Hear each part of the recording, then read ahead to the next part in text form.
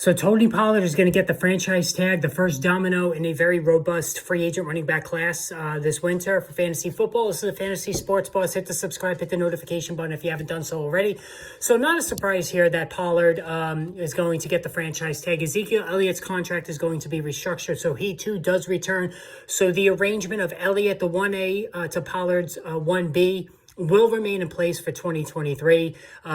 And certainly there's some good and bad to this. Now, on as far as Pollard himself is concerned, he comes off a career year where he posted 1,007 rushing yards, which was a career high, and also a career high 9 rushing touchdowns. Added 39 receptions for 371 yards and another score. And it was a very PPR-friendly season for Pollard. Now, he wound up staying healthy throughout the course of the season until suffering a fractured fibula against the 49ers in a playoff game. 3-month recovery, so he will be ready to go well before training camp.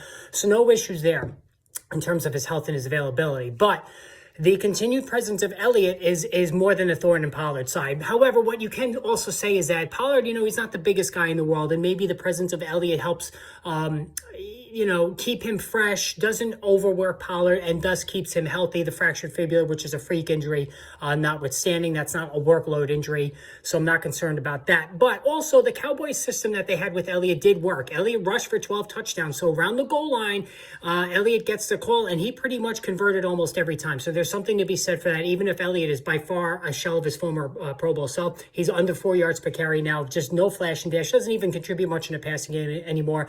But Pollard is getting more and more work as we go along. So in PPR leagues, Pollard is still a top shelf running back too. And if the aging Elliott happens to get injured, we're talking about Pollard morphing into a top 5, top 6 fantasy football running back in all formats, whether it's standard or PPR. Now, in standard leagues, he takes a hit because Pollard is not going to have the touchdown numbers that Elliott had. Although 9 rushing touchdowns to Elliott's 12 is not that big of a differential.